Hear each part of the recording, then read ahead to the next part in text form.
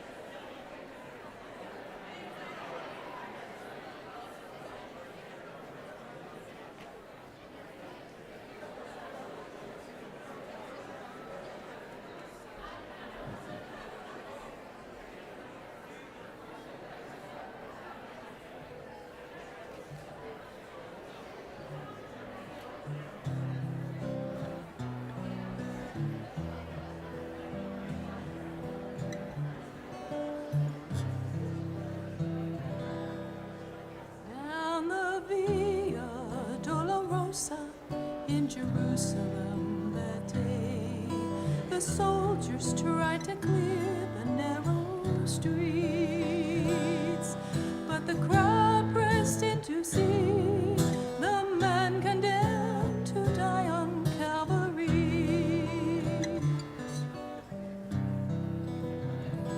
He was bleeding from a beating, there were stripes upon his back, and he wore a crown of thorns upon his head.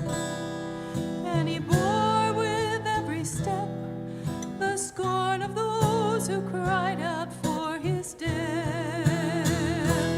Down the Via Dolorosa, called the way of suffering, like a lamb came the Messiah, Christ the King. But he chose to walk that road out of his love for you and me. Down the Via Dolorosa, all the way to Calvary.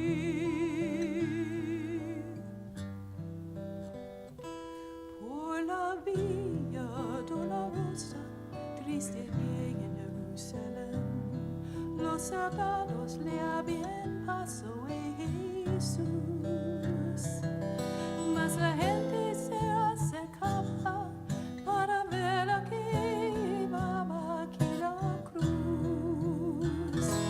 Down the Via Dolorosa, called the way of suffering, like a lamb came the Messiah, Christ the King. But he chose to walk that road out of his love for you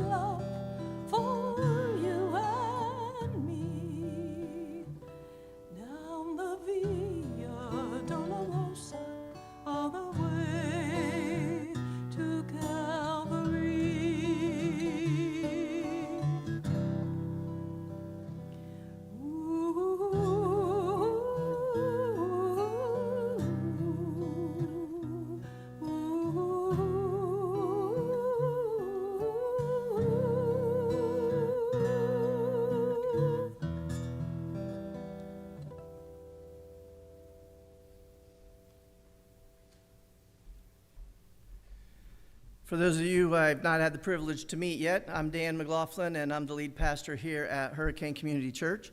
According to Diane, the first rule of our time together today is that there are to be no tears. A rule that I'm sure I will break within the next very short amount of time, but only to give you all permission to do so without feeling guilty. When Diane told me the rule was no tears, I looked back at her and go, yeah, right. And she goes, you're going to stand up there and cry the whole time, aren't you? I said, I might. So just be ready for that. Diane and I met about 25 years ago when we were both taking classes for our master's degree at the Greenwood Extension campus of Trinity Evangelical Divinity School. We became fast friends and completed our degrees the same year. The fall of the same year we graduated, I found myself in transition between pastorates and learned of an associate pastor position at a church called Community Congregational Church in Franklin. So in January 2007, I added being her pastor to being her friend. Whether we are family, friends, colleagues, or a combination of any of them, each of us is here today because Diane Black held some role in our life and us in hers. And I think it's safe to say each of us would agree that our lives are better as a result. Diane had made a note that she wanted to be remembered for always looking for the joy in life, which might explain why she listed what is known as one of King David's or Israel's Psalms as one of her favorite passages from the biblical narrative when we asked for them here as a church a number of years ago, and seems appropriate to include here. It says Psalm 37:4, which she listed as one of her favorites. Delight yourself in the Lord, and he will give you the desires of your heart. A story that speaks to how she rolled in life with joy is from something that happened not long ago. I had stopped by the house to bring her lunch, and she told me this story with the instruction, not permission, the instruction that I had to share it as often as possible. So here it goes. On one of the trips up to Indy to have her dialysis port flushed, they... This is it. This is it. They pulled into the parking lot, found a parking spot. Diane set the walker in place and got out of the car to head to the building. The next thing Diane knows, her pants are laying on the ground around her ankles. Amy, who had taken her to the appointment, comes around the corner of the car and is stopped in her tracks in laughter, not at Diane, but with Diane, who was laughing too. And we all know that laugh, right? There's a lot of joy in life for Diane, things she could laugh at that were tough to laugh about, and I would be remiss if I didn't point out that all of it found its source in her relationship with the Lord. Let me pray for our time together. Dear God, thank you for making our lives better by gracing us with the life of Diane Black. Thank you for the wisdom and joy and love that resided at the core of who she was, and for her willingness to lavishly pour them out to those around her. Thank you for her courage and strength and perseverance through every season and step of life she encountered. Thank you not only for making our lives better, but making our world better because of Diane. In Jesus' name, amen. Well, it may come as no surprise to many of us that Diane had a list of things to be included today, because Diane had a list for everything. And specifically the songs you hear today are ones she had in her list. And you're all invited to sing along with the songs that she had listed. The words will be on the screen for you. If you're not familiar with them, you're also welcome to certainly just sit back and soak in the words if you would like to do that as well. So with that said, Haley's going to lead us in the first song of Diane's choosing.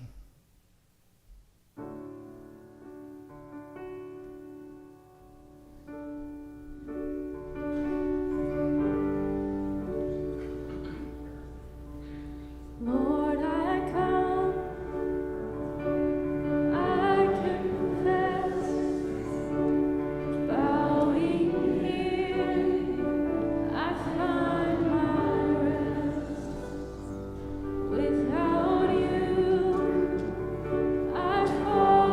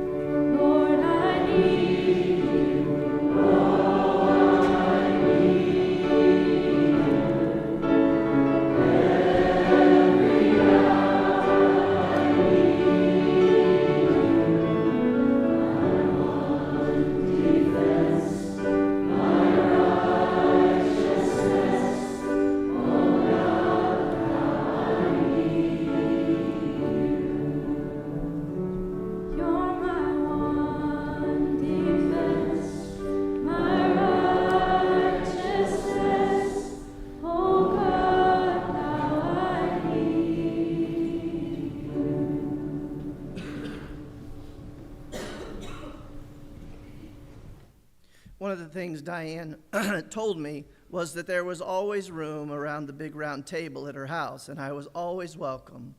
Some of you are familiar with the big round table as you sat there to share a meal, play games, seek counsel, or tell stories. Today, we're going to give you all the opportunity to share your stories. Her good friend Kaylin Harmon is going to start, and her good friend Bonnie Prybush has the privilege of determining when your sharing time has ended, and she's going to close it out. And then Haley will lead us in a second song. We do have a couple of microphones up here, and we have some people that will be available to hand them around. So, Kaylin, do you want to do yours from down there or up here? You come up here? Okay. So, as we do this today, I am going to imagine that we are all sitting around the big round table.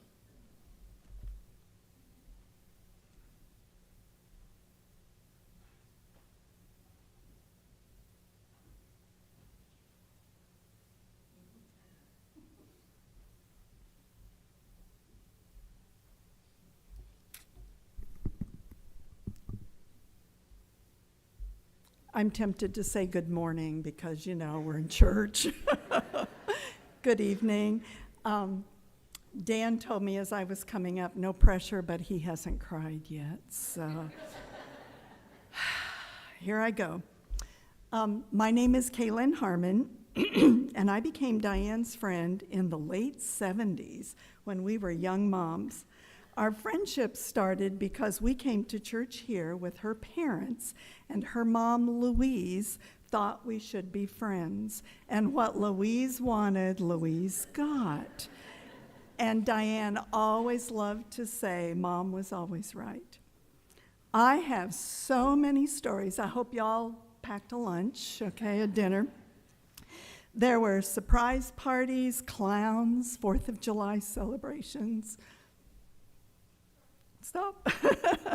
Lunches, long conversations, nerds tournaments, Friday night pizzas, pitch-ins and games with friends, church choir, Bible studies, book talks, roller skating parties, believe it or not, ski trips, many, many life events, laughter and tears. It's difficult to pick just a few, but she told me, like Dan, she told me I had to keep it funny. So I've landed on a few, and we'll see. And I think they will encompass Diane's personality so well.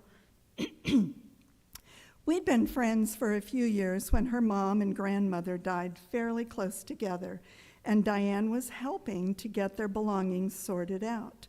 One day, she stopped by our house, came in and said, I'm on my way to Indianapolis to get appraisals for some of grandmother's jewelry.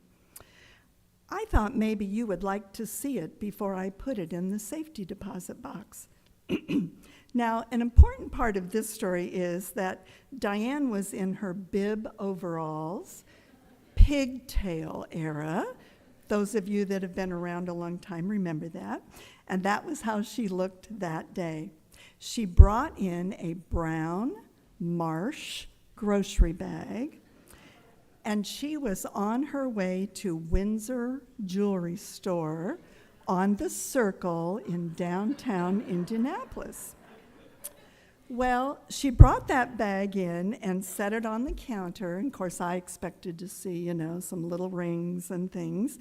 And she starts pulling out these black velvet things like you see in the movies, where they're getting ready to rob the jewelry store and they're rolling them out.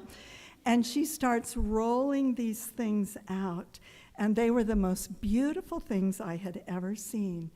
To my recollection, there were brooches, necklaces, rings, and even a diamond tiara or two with all kinds of beautiful stones. They were exquisite. Well, after I had the look and the drool, away she went to Windsor Jewelry Store. Bib overalls, pigtails, brown Marsh grocery bag. According to her, when she got there, the clerk was underwhelmed that she had some jewelry to be appraised. until she got those black velvet things out and started to lay them on the counter, to which he got someone with more authority and escorted her to their private room where they could complete their business. I think that's such a wonderful example of Diane's sense of humor and how she was what she was, and she made no apologies for it. In all our years together, I only remember one time where she intentionally did something to impress, but it was by design, and she had a purpose for that. Diane and Jackie McNeilin and I were friends, and one time Diane and Jackie went to the Berea, Kentucky Art and Craft Fair, and they decided to make it an annual event. The next year, they invited me to go with them, and away we went. Diane had booked a room at the Boone Tavern, and we were going to eat there that evening. I didn't know anything about it, but at that time, they had a dress code, and Diane and Jackie were aware of that, but I must have missed that along the way. We checked in, and we were relaxing before dinner when they realized I didn't have a dress or shoes to go to the dining room. Well, Diane had a plan. She had a denim jumper hanging in the back of her van that she had just picked up from the cleaners. Now, that's pretty amazing, isn't it? Who takes denim jumpers to the dry cleaners? But there it was. We were all in that denim jumper stage at that time in life. But there were no shoes that I could wear. So off we went to find a pair of shoes, and she didn't have any other Birkenstocks with her, by the way. We found a strip mall, and I bought a pair of shoes that didn't fit, and I hated. But I had shoes and a dress to eat in that dining room. Money was tight, and I whined a lot about having to buy those shoes that I hated. But again, Diane had a plan. As soon as we finished eating, we went back to the room, changed our clothes, put those shoes back in that box. You got it, and took them right back to the store. I was so embarrassed, and she said, go, you can do it. And she would laugh and laugh every time she told that story. I have a couple more little short stories, bear with me. And I believe these are perfect examples, again, of how Diane got things done. We became friends with someone who lived here for a few years and attended church here. Our friend decided to get into the cosmetics business by way of Mary Kay. For those of you who don't know, Mary Kay is a cosmetic line where people come to a party and the Mary Kay person does facials and puts on makeup and, and sells her wares at this party.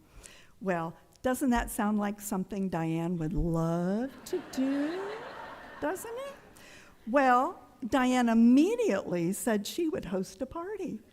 And we were all stunned, except Diane told her she would host the party if and only if this friend would agree to sing in the church choir.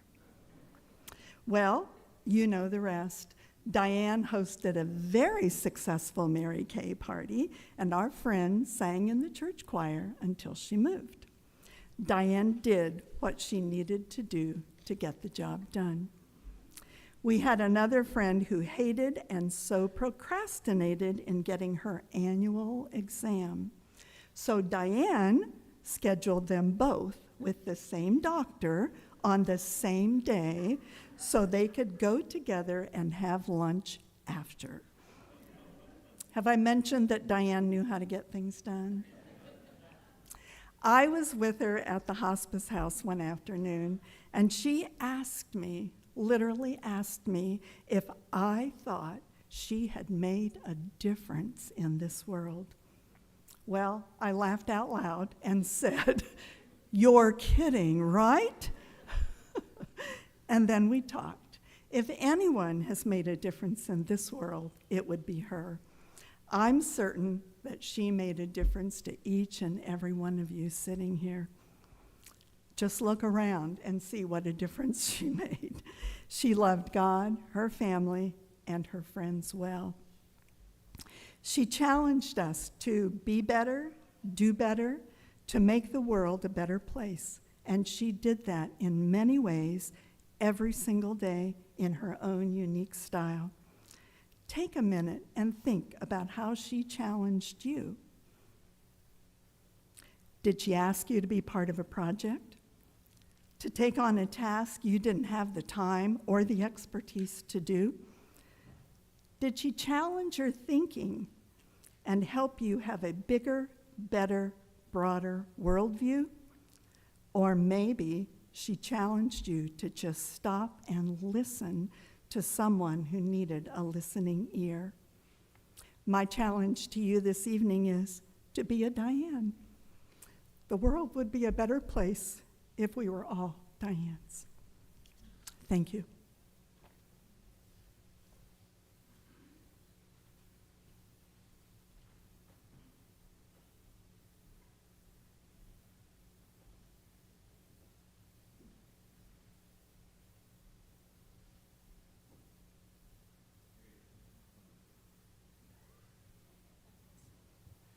My name's Teresa Lancaster. I met Diane over probably 25 years ago. I am a retired hairdresser, and the first time I met her, she walked in the salon, their arms in the air, and said, "I'm here." And I said, "You're mine." And we've been friends ever since.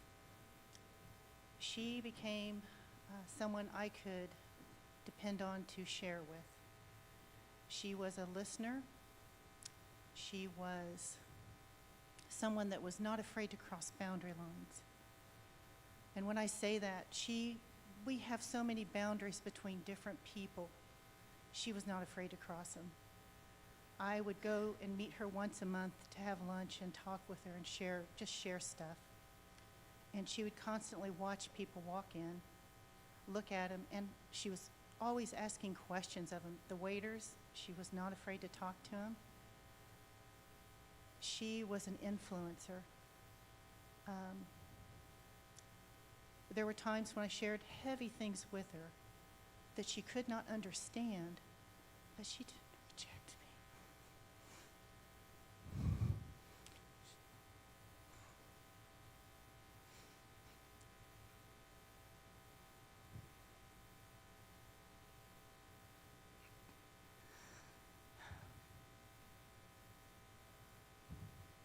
So sorry. I guess I'm the first crier. But she was not afraid to listen and take that burden on with me and walk with me no matter what.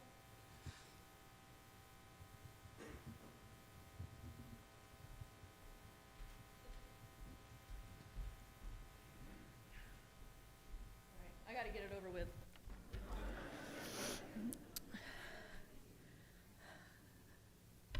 I'll try. If you don't know me, I'm Kristen, the youngest, the best. It just is what it is. Thank you. As I look out and see all of you here, you are all here to support us, honor our mom, tell great stories of how you met, how she influenced you, or some funny story. I was gonna write something up, I can't do it, about how much our mom, Oma, loved each of her grandkids. But there's no way I was gonna make it, which is obvious. So I wanna say thank you. Thank you to her brothers. Made sure that she was strong-headed as she grew up, as she grew up by holding her up by her braids when she was younger. Thank you for some of her dearest friends for the past 50 years, for making such amazing memories for us, from putting up truck bed loads of corn to freeze, to our annual 4th of July hog roast and watching fireworks downtown Indy.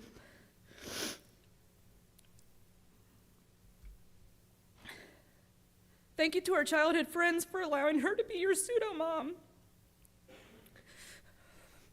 For knowing she created a home away from your home and was honored by all the times you were here or stopped by to get candy out of the corner cupboard, even though we weren't even home.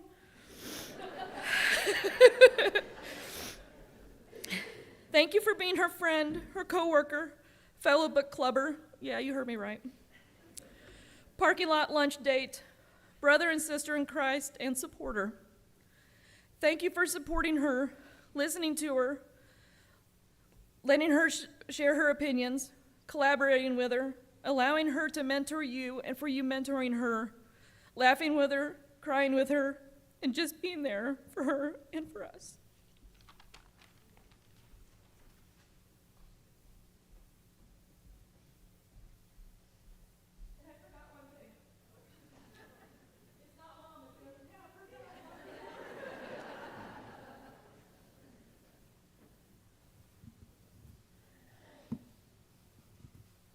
Okay, my name's Sunny Learcamp.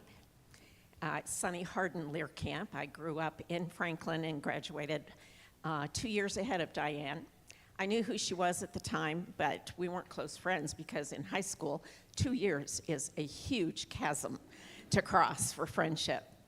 So anyway, I went on living my life and lived for 35 years in Hamilton County and then decided to move back south to be closer to my parents when I retired.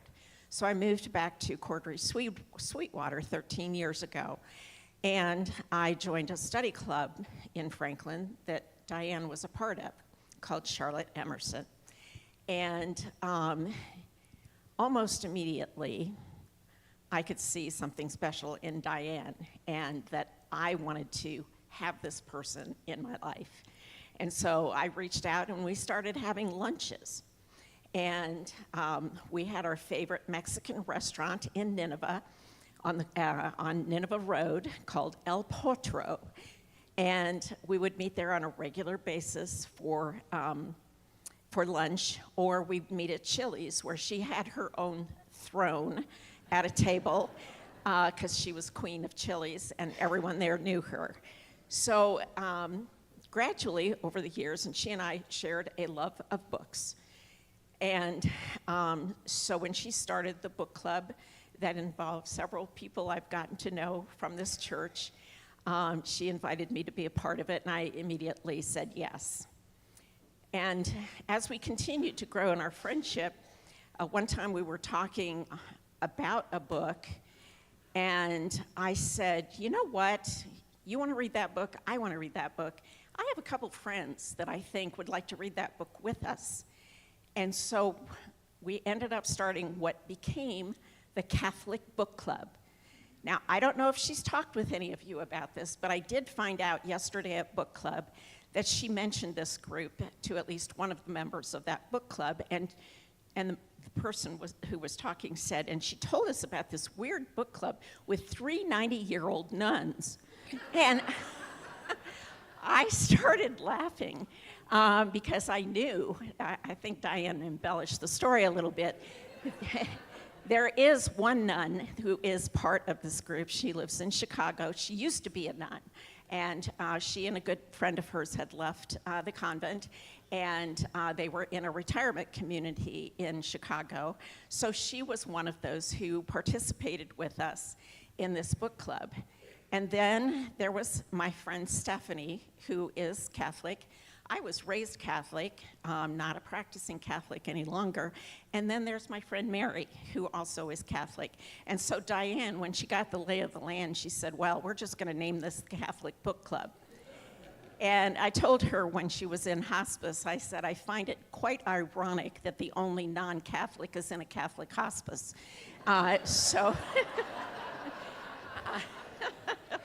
So anyway, we had these lively conversations where we picked out books together, and we would have Zoom book club meetings, the 5 of us. And during one of those book club meetings, the former nun, Denise, we were talking about, some of the environment in the world right now where people can be kind of caustic to each other. And Denise said, when I'm around somebody like that, she said, it's like they're vomiting all this negativity. And she said, so mentally, I get out my puke shield and I put it on. And so that I don't absorb any of that negativity. Well, Diane thought that was hilarious. And she just kept going on puke shield. That is hilarious. Well, lo and behold, she gets on Amazon. And she finds these shields that you can put on these shields. And so I'm thinking now in her honor that I might continue this. And you see Mary has one too. She sent one to all of us. Denise in Chicago, Stephanie in Noblesville, Mary in Lebanon. And so we all have our puke shields. So I think in her honor, what I might do is start carrying it with me. And when somebody starts getting negative, maybe I'll just pull it out and put it on, and they'll go, what? And that'll create a conversation about negativity and how it's not good for you. And Diane, I cannot believe I got through this without crying. I'm so blessed, and blessed to having known her. Thank you all. Good evening, everyone. My name is John Wales. I'm in the back if you're looking for me, but you can keep looking at Diane. It's much better to look at than me, I promise. I first met Diane back in 2003.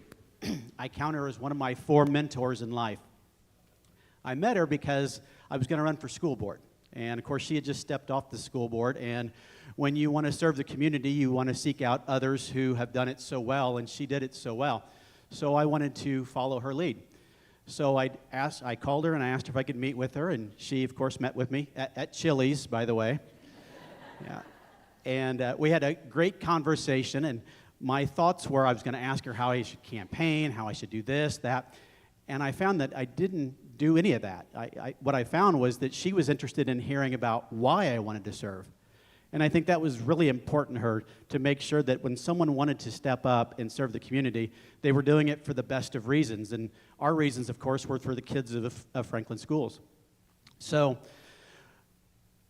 I won the election, and I was blessed because Diane stayed with me the entire time. In fact, a lot of people didn't know this, but for the first 4 years that I served on the school board, I met with her once a month at Chili's, by the way, so we could talk about what was going on. And every time I would go, when I know I was going to meet with her, I had in my head all these problems and all these issues that I needed to talk to somebody about. I needed to address. I need someone to give me an answer, right?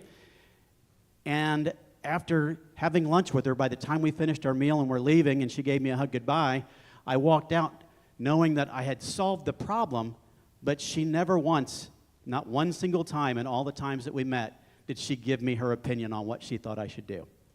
Instead, and I think a lot of people in this room can probably relate to this, she spent the entire time drawing out what I thought and making me think about every problem I had from every single angle. And at the end, I came up with a great solution, at least I felt it was a great solution, and she never once told me what she thought I should do. She wanted to know what I could do.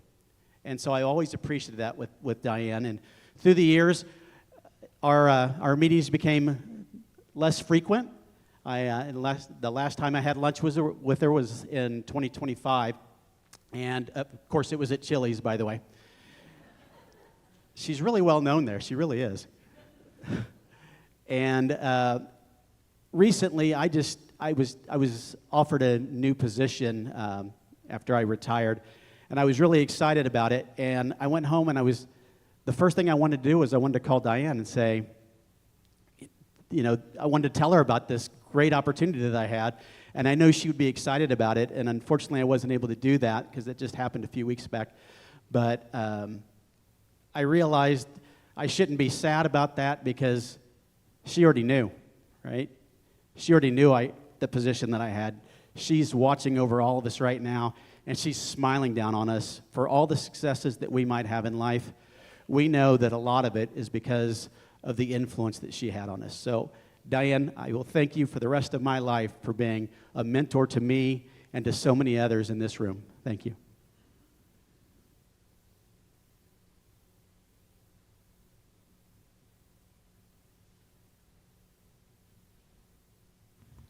My name is Joanne Alexander. I go back clear to the time when Diane was in junior high school. I was a teacher of hers at junior high school. Lost contact after that, and a few years later, I was coaching and teaching at Indiana Central, which is now University of Indianapolis. And lo and behold, she was in one of my classes. And I was also her basketball, softball coach. I just bring up this one little story just because somebody already mentioned about how you know how infectious her laugh is. We as a basketball team met after a game for a meal after we had played a game, and we were having a lot of fun and laughing, and she had this funny laugh, and somebody said, "She's snorting." I always knew her as Diane Norton. So from that time on, when we were in the University of Indianapolis, she was snorting Norton to all of us. What a blessing it was to have her.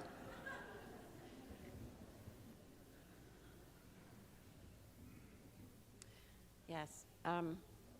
My name is Anna Norton Dittman. Diane was my first cousin, and we were favorite cousins, which I confirmed a couple weeks ago. Still in good graces. We spent lots of time together each summer at Navon Camp and here at the farm. She was a larger-than-life person, and to me, she was a larger-than-life person, but made me always feel important and not like a little sister, more like a colleague. We loved books together, and 2 years ago we were able to share some of our favorite recent books and books of all time, and I really treasured that. I will miss all of her joy and laughter and take charge nature and cherish all of our childhood memories. So, thank you.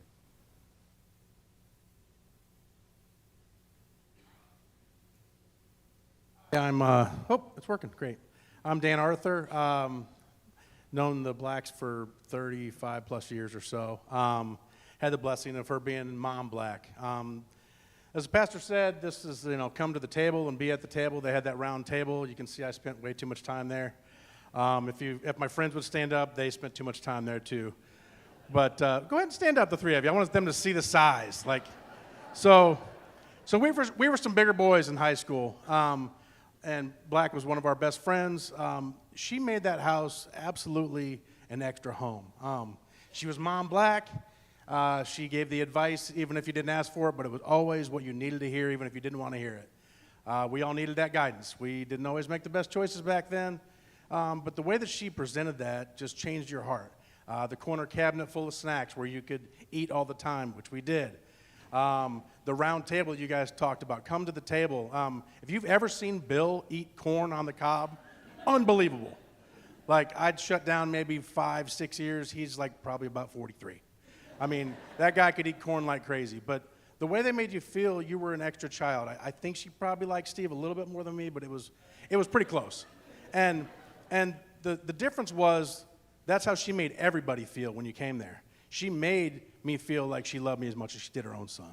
She made those boys feel like she loved them as much as she did their own son. And she did that to everybody that came there. And so my favorite Christian artist is called Zach Williams. He's got a song called At the Table. And if you get a chance, do it whenever you're by yourself. Give that song a listen. It's called At the Table, and it's about bringing everybody to the table. She didn't care what you had going on, what you've been through, how dark your past was. You were welcomed at her table, and that's how she made her house feel. I spent the night there probably as much as I did at my own house. She was a bonus mom for everybody that was involved, and you were always welcome. I think I spent the night there, Steve, when you weren't even there. No offense. But, there's times where I spent the night there and you probably weren't. I slept in your bed. I stole your shorts because if you stay there long enough, you need extra clothes, so I would just take his clothes. I gave them back eventually, but the way that she welcomed everybody in, the way that she gave the right amount of advice, and the way that you would actually listen and the way that she would listen when you needed to hear something. I just was thoroughly impressed. I loved her dearly. She meant the world to me. I'm not sure why my friends are laughing. I don't like them very much. I did back then. Shut up. They're saying I couldn't fit in Steve's clothes. They're not any nicer now than they were when they were bullies in high school. But, you know, I did fit in those shorts. You tell them, Steve. I took those I actually wrapped them back up, put them in a box, and put an entire roll of duct tape on top of them because I didn't want to give them back, and he had to go through a roll of duct tape to get his own shorts back. But I gave them back. But I'm just telling you, she gave that love. She made you feel special, and that's how she treated every person in the world.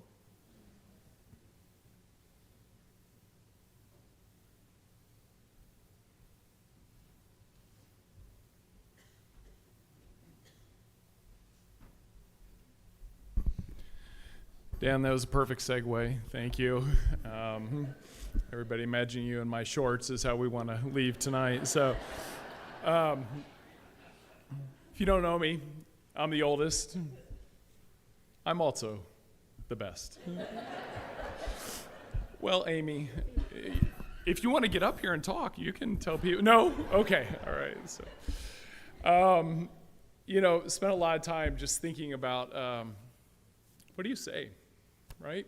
And truly, it was just the perfect segue. Mom was a teacher, right? I mean, she was school board of the member of the year in Indiana. I mean, just things like that just don't even start to tell how much she taught. And she taught everybody. Like you said, it didn't matter if you wanted to hear it. Sometimes the teaching occurred, but it was just so ingrained in her, and that's a family thing. Generations of teaching just came out in her all the time. She was so intentional with her words. She was so intentional with life. And as I started thinking about life with Mom over the years, I thought of these moments that were so intentional, and they were filled with insights and teachable moments that have just followed through today. And as my wife and I were talking, it was always grounded in the wisdom of the Bible. It was always grounded in God's wisdom and Scripture. I remember when she taught me not to steal. I was Mr. D's. Anybody Mr. D shoppers back in the day? Yeah, Whiteland Mr. D's, and I found this little party favor, the ones, and I thought, that looks like fun, and so I picked it up, and as I'm blowing it on the way home, it attracted her attention, and suddenly realized nobody paid for that. And so after I got an appropriate spanking, many of those as a child, young parents, you should do more of that. She made me take my only silver dollar back to the store manager at Mr. D's and give it to him. Now, I was probably 9 years old, about the age of our youngest son. I thought, there's no way he's going to take this back. You know, he's going to think, you've paid your due. It's okay, thank you. And I remember handing it to me, and I think to my shock and hers, he flipped it up in the air, caught it, and said, I hope you learned your lesson. Gone. Thou shalt not steal. Okay. I remember when I was in high school, and I went to the county fair. This was the summer before I left for college, and I was old enough to make my own decisions.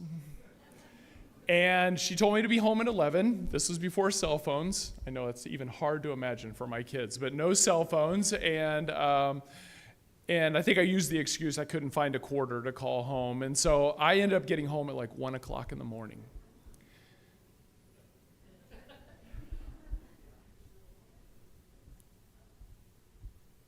I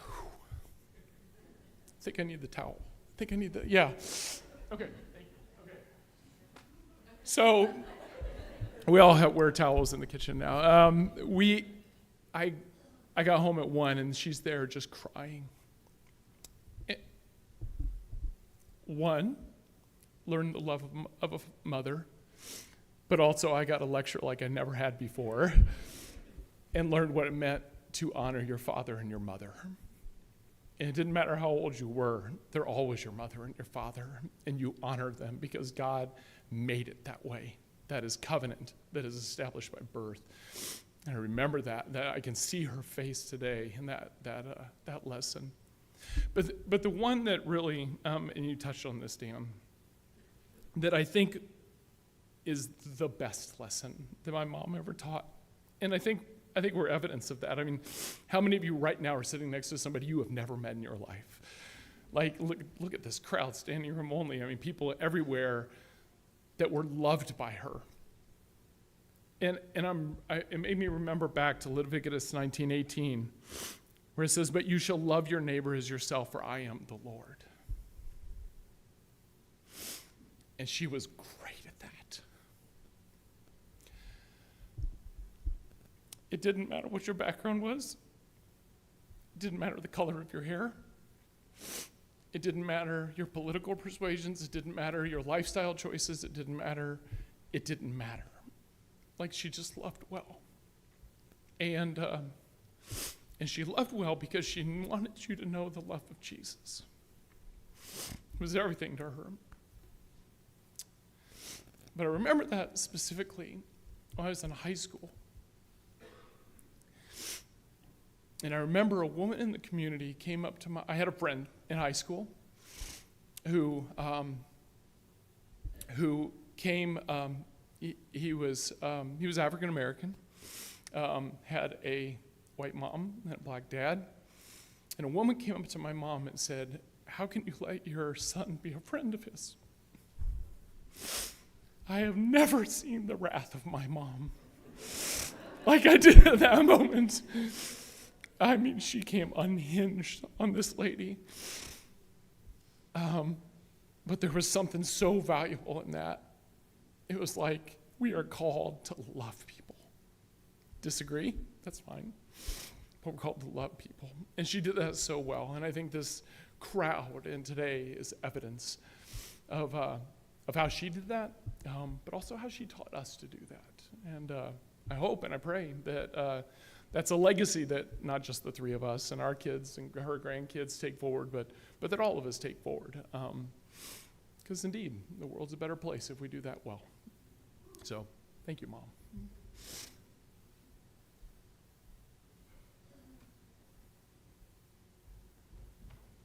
My name is Dave Seaver. I have a first impression of Diane. When our older son, Michael, was in kindergarten, we went to the first PTO meeting at Needham. Came time for the treasurer's report, and this farmer woman in overalls got up and gave the treasurer's report. And I thought, what in the world kind of school is this that they take these people out of the field to come balance our books? And then I met John and Linda, and I thought the whole family's like this. Little did I know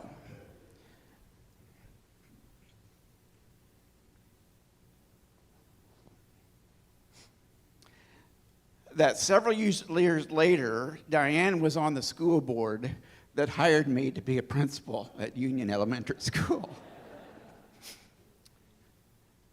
What a deep admiration I had for Diane. What depth of knowledge she had and brought out in all of us. So the next time I see somebody in bib overalls, I'll think of what I learned from Diane.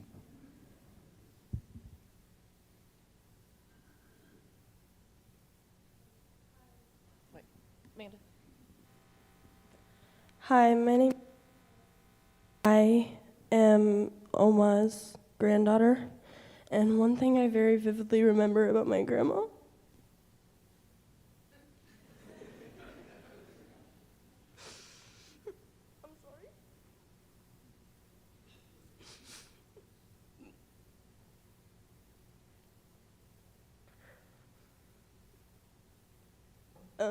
she would pick me up from school 3 to 4 days out of the week, and she would take me downtown to Hoosier Cupboard, and every time, "Can you get me fruit slices?"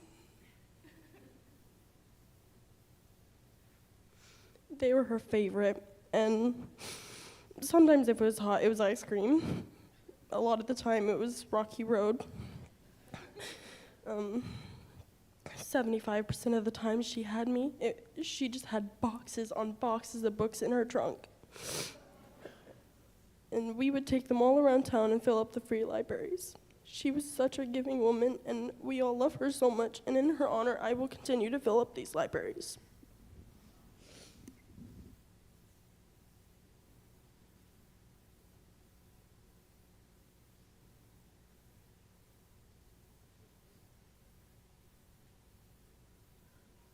These aren't my words, so I can do it without crying. I received some emails from those who, some could be here and couldn't speak, but others are not here. So I'm just going to read them. So this is from Lisa Littner. She says, I will be forever grateful for the amazing Diane, for our friendship, her mentorship, and her guidance. The word dedication always comes to mind when I think of her, especially her deep love of family, faith, and friends, as well as her devoted service on the Library Board of Trustees and the Foundation Board. She was an incredible listener, a thoughtful responder, and someone you could wholly trust for advice and wisdom when needed. I will deeply miss the meaningful conversations we shared and her marvelous laughter. Her warmth, wisdom, and joyful spirit touched so many lives. Number 2. My name is Tina Catt, and I met Diane about 20 years ago at a pivotal time in my life. She drove out to Union Elementary School, where I was employed at the time, to lead a Bible study group for employees in the morning. I always liked it when I arrived in the parking lot about the same time as she did, so I had a few extra moments for her, all to myself, as we walked into school. Diane also nominated me for Leadership Johnson County in 2014, as she knew it would. That experience served as a catalyst and another life pivot for me. She was really good at timing. I could say 100 things about Diane here, for everyone in this room already knows those things already.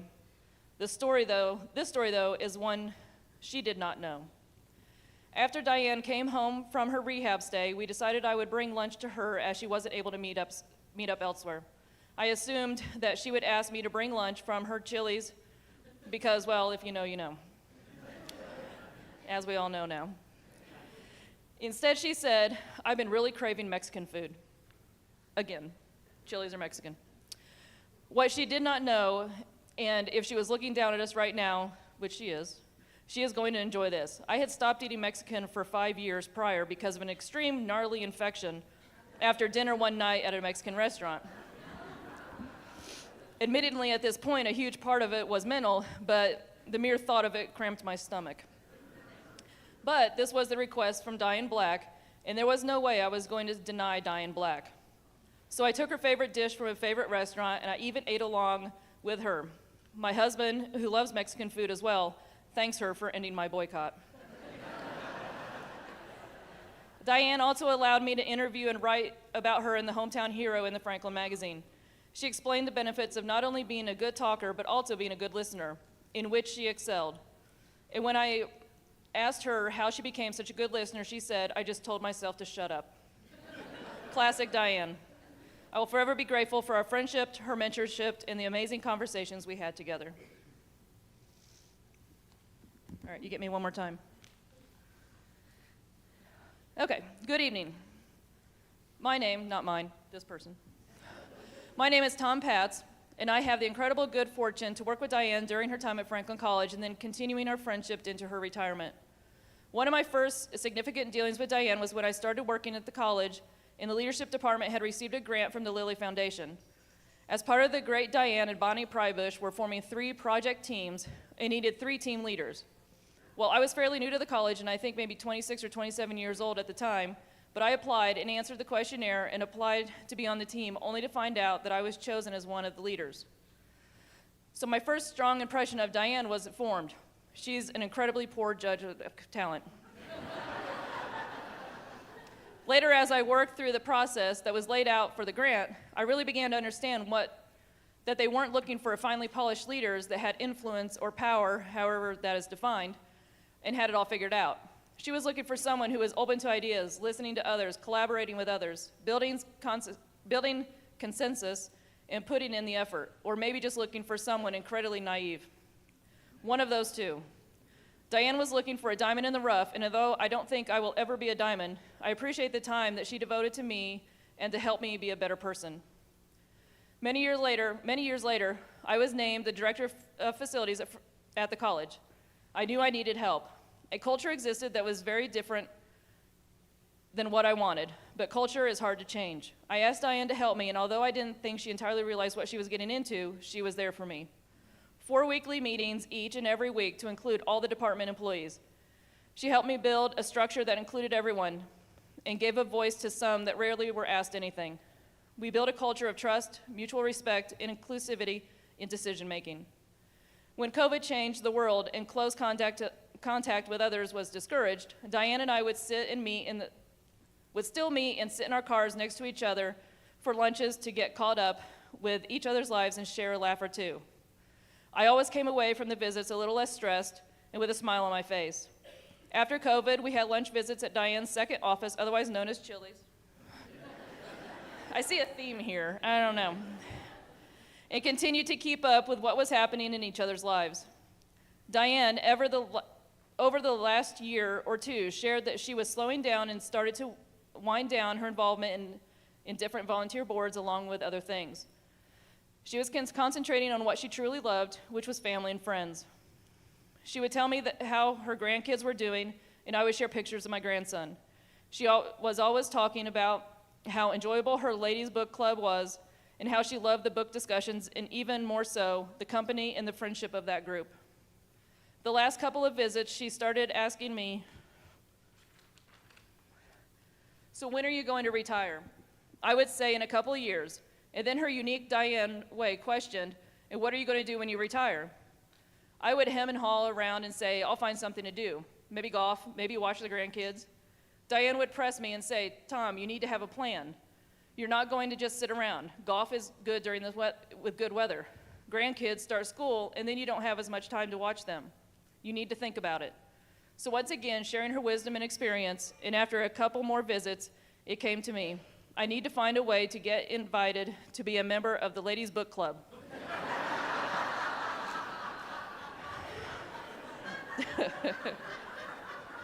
Diane and I shared many laughs about that plan. It became an ongoing subject of discussion. Diane, rest in peace with my friend and fellow Grizzly. I can't thank you enough for your wisdom, patience, time with me, wise counsel, and love. Thank you for choosing me to be your work in progress. You will always be loved by me and by many others.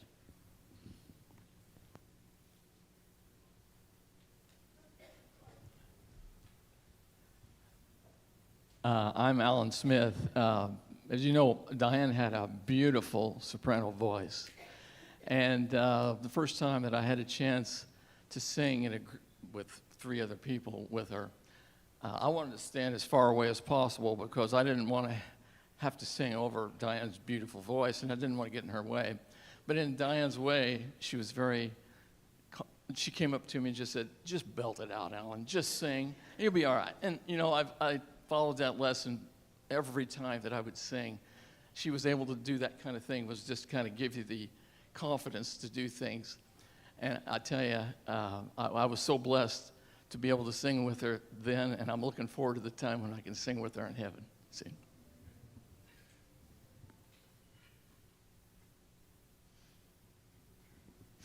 Okay, I'm Meredith. I'm her daughter-in-law. I wasn't prepared for this, obviously, but I just wanted to say that when I met her probably 18, 19 years ago, she treated me just like a daughter right away. And I had heard that mother-in-laws can be difficult, you know, from the MOPS groups and everything, but she was the best mother-in-law a gal could ask for. She treated me like a daughter. She listened, she laughed, she talked about deep things about God with me. We watched Jaws together over lasagna. We laugh, and it was such a joy to have her come by and see our kids weekly. She'd come and bring trash by to the dumpster, and the kids would run out and see Oma. She loved her grandkids so well. I was thinking about hummingbirds. That's kind of like her. She was very active.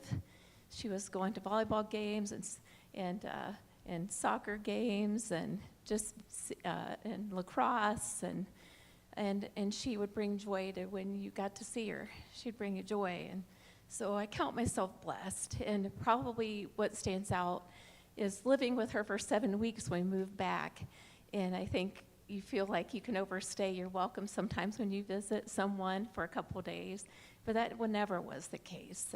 Every day, she was always so kind. Even in the last days, being with her, she was always just wanting to make sure you felt loved and that you knew you were loved.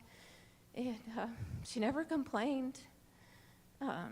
She was a wonderful listener, and even though she was so wise, she never gave me advice. She strengthened me as a mom and as a wife. So I'm very blessed to have known her.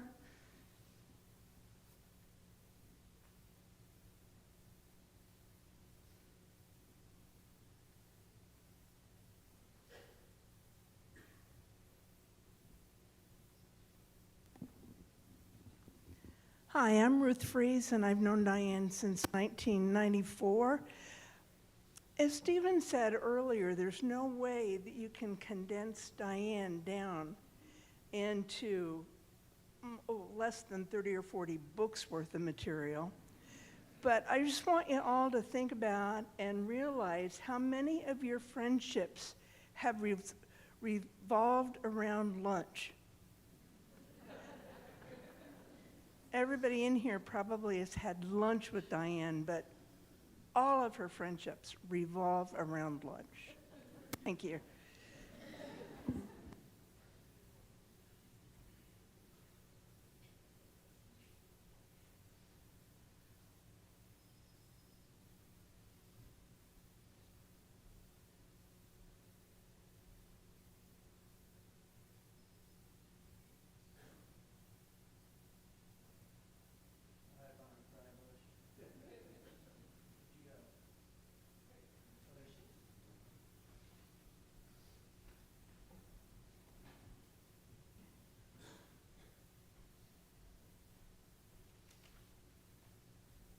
It's not easy to be the one to close this out.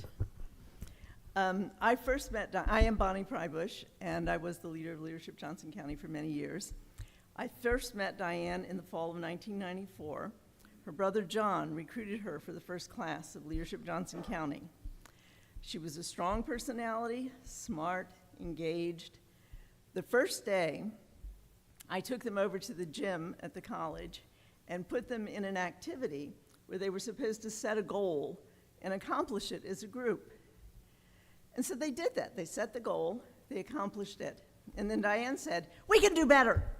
Let's do it again." Okay, so they did it again, and they accomplished the goal. And Diane said, "We can do better." And I thought, who is this woman? We've had this class for about an hour and a half now, and already I've lost control. Who is this woman? And I worried later when her project group, in Leadership Johnson County, you have to be in a community project group, which has to be completed for presentation at the May graduation. Well, her project group, at the beginning of March, was still arguing about what they were going to do. And Diane was no small part of that. However, they did come to a conclusion, and they finished it, and they even displayed it on our overhead projector. We were top of tech at that point in 1994, and they did an excellent job. So that summer, I was given permission to hire a part-time assistant for Leadership Johnson County, and Diane applied. One of my colleagues told me, definitely do not hire her. She is too opinionated, and she will be very hard to work with. So I immediately hired her, because I needed to have my ideas challenged, and the rest is LJC history. Diane did challenge my ideas, but when we came to a decision, whatever it was, she worked wholeheartedly to make it successful. The best thing I ever did at LJC was to hire good people. Diane was more than an assistant to me, though. She was a friend, and we were a good team. She was the talkative extrovert, and I was the thoughtful introvert. She took care of every detail, and I had big ideas. You'll be sorry to hear she was the funny one and I was the serious one, so I'm not going to be as funny as she would have been. We were so connected that sometimes people would call us by the other person's name, and we just answered and kept going. We did lots of crazy things. We drove the dirt back roads of Indiana to have lunch at a student's family restaurant, and when we walked in, all of the old farmers sitting there went, "Who are these women?" But we had a good lunch, and our student was happy to see us. We met with students during COVID in parking lots. We parked in a triangle. We ate in our car, and we yelled through our roll-down windows, and I know many of you did that with her.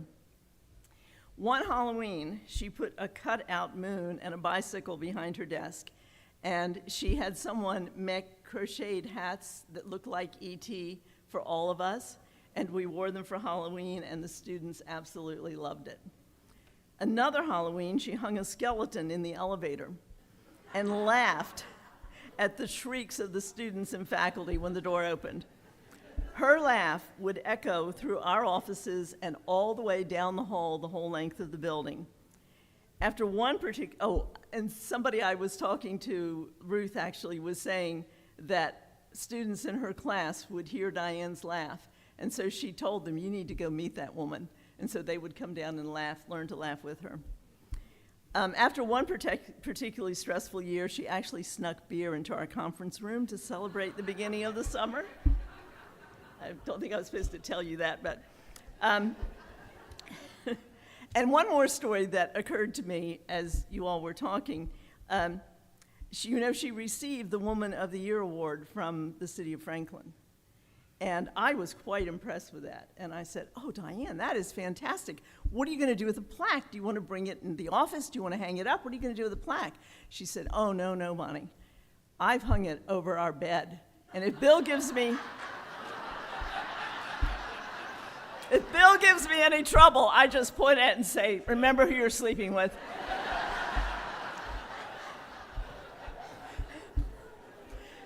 But more than just the good times, she was also there in the tough times. She helped me survive the loss of my son, and I hope that I helped her through the loss of her beloved Bill. She was, above all, a teacher and often a surrogate mom. Loving, supportive, but always holding you to account. She was not hesitant to give an F or pull a student teacher from the classroom. A former student wrote to her, and I quote, "Your infectious smile and authentic personality comforted my very unsteady and questioning soul many times. You loved me when I felt lost." On my next to the last visit with Diane, we laughed and we cried, and we agreed that the measure of a life is the impact that it has on others.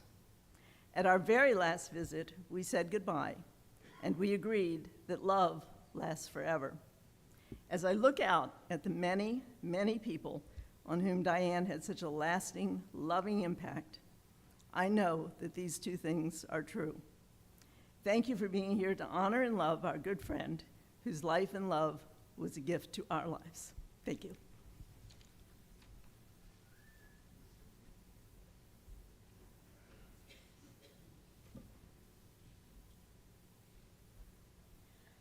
For this next song, if you are comfortable, we would like to invite you to stand and sing along.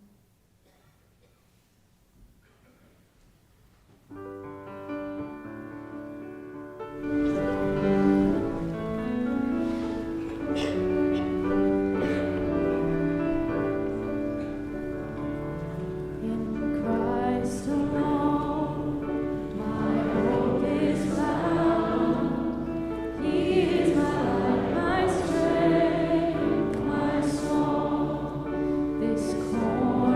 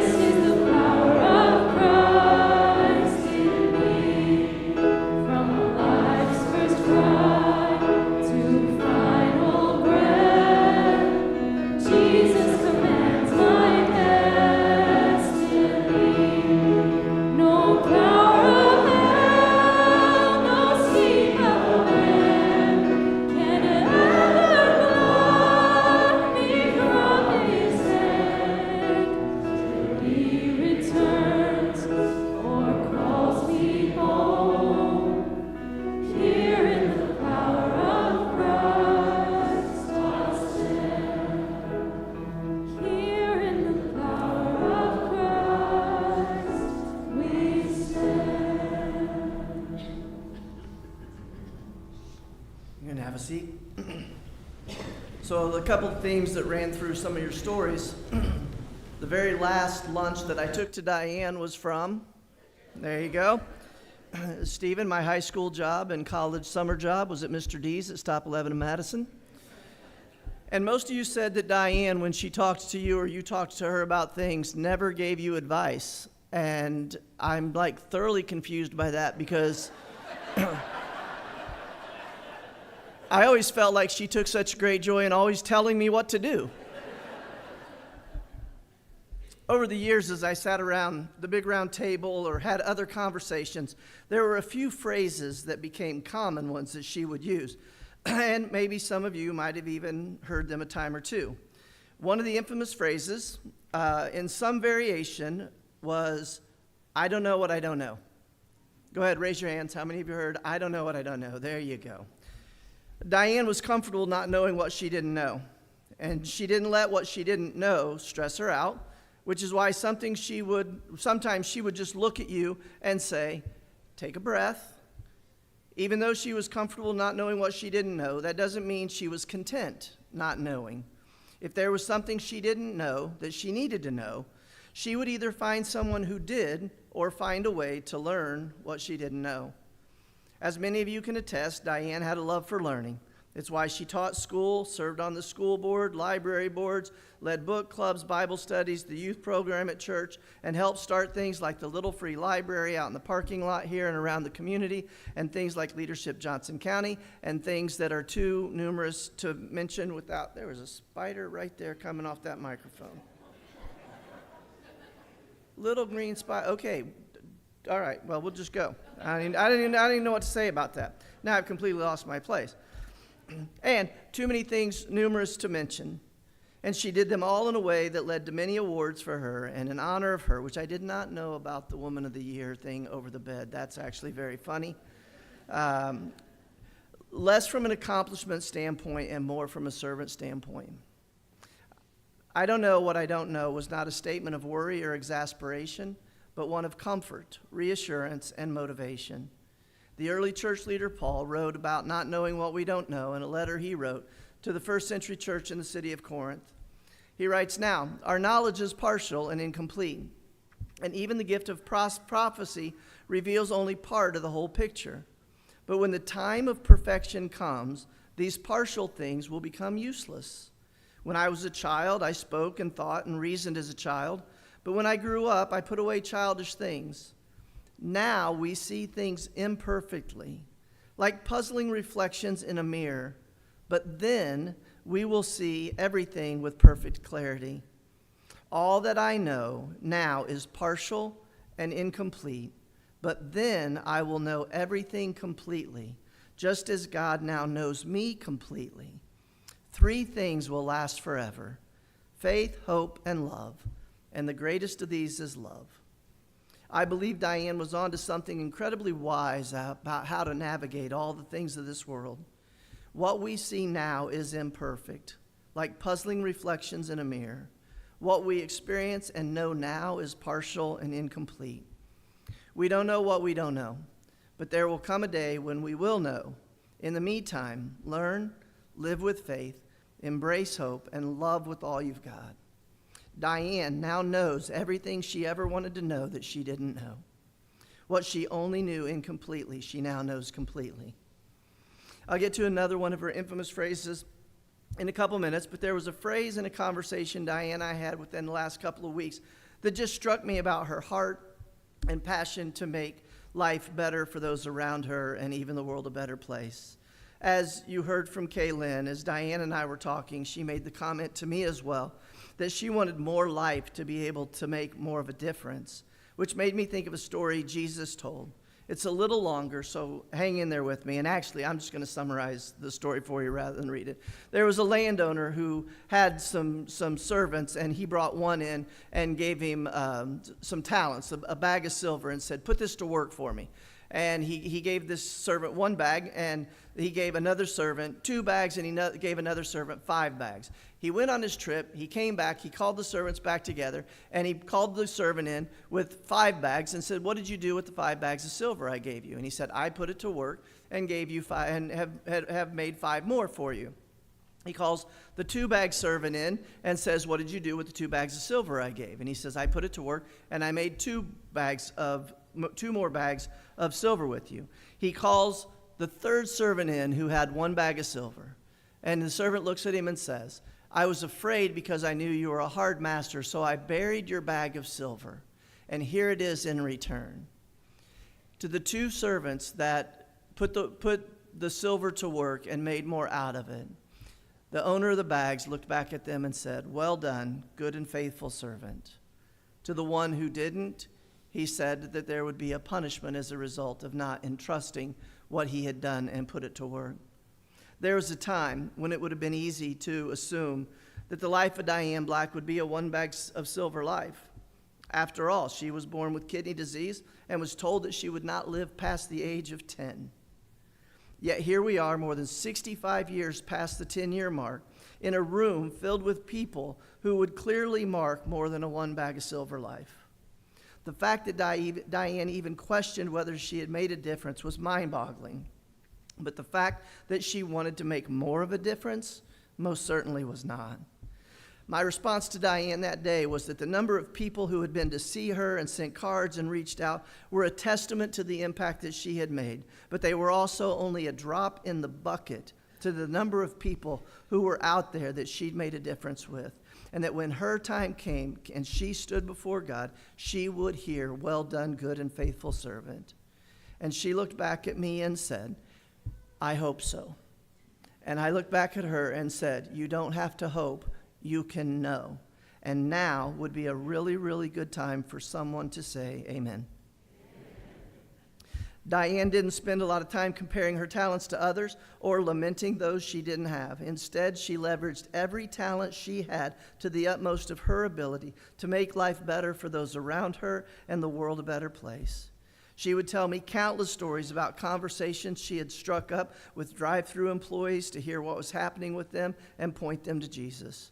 When she and I would write the scripts for Good Friday and Christmas Eve, one of her goals was to create a moment when the Spirit of God would touch the human heart. Example after example could be shared, and each one would confirm that Diane did not live a 1 bag silver life.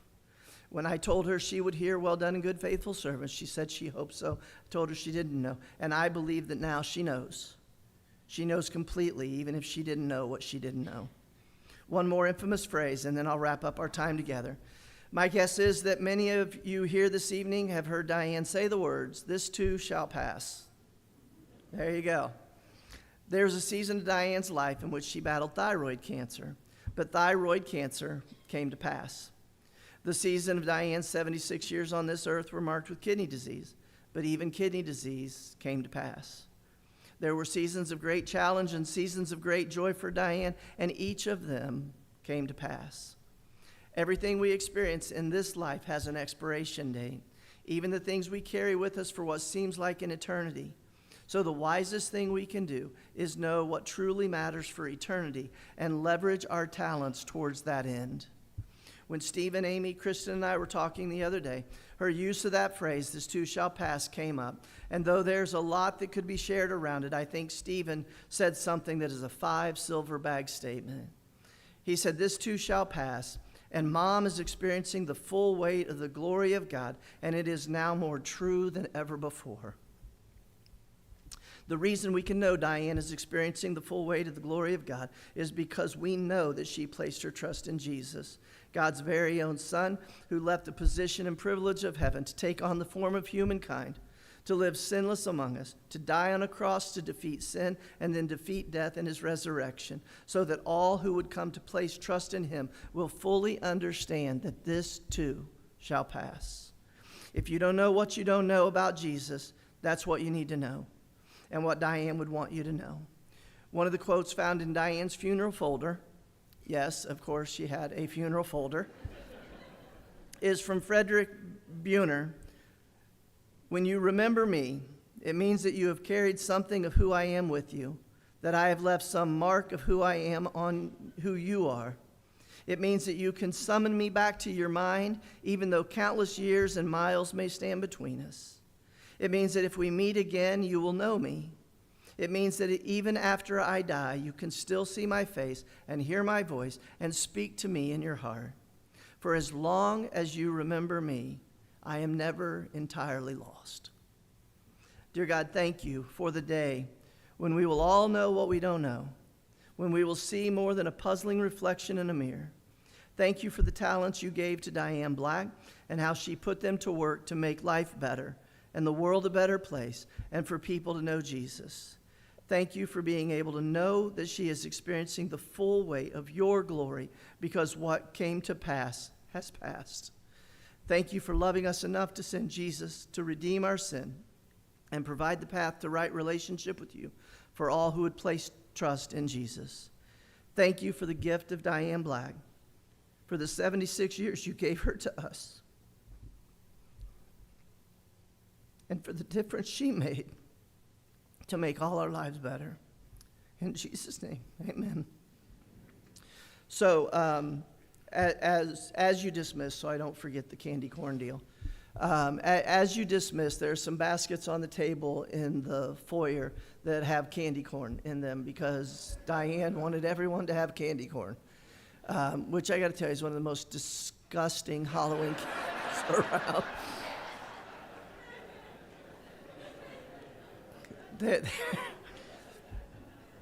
There are two sets of bags out there. There are some bags that have a QR code on them. The QR code will, if you scan it on your phone, it will take you to a link that has some audio recordings of some songs that Diane recorded with a couple of friends. And so that QR code, is that correct? I'll take you there. It should work. They hope it works. If it doesn't work, I had nothing to do with it. So that's kind of the deal with that. And then there's some bags of candy corn that don't have the QR code on it. With the number of people that are here, kind of make sure that anybody that wants a QR, try to say the words QR code candy corn. So, we're going to close out our time together. When this last piece is done, you're just dismissed. There's no other thing that's going to happen.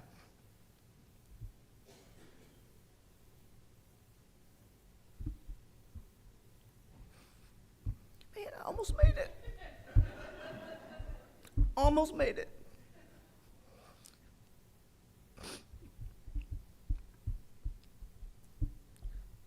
You're invited to sing one more song from Diane's list.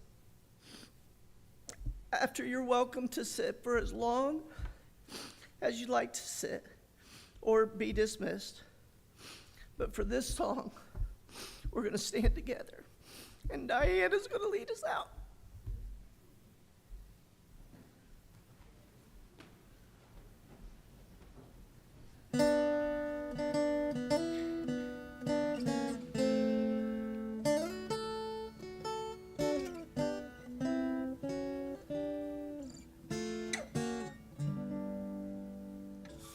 I am weak, but thou art strong.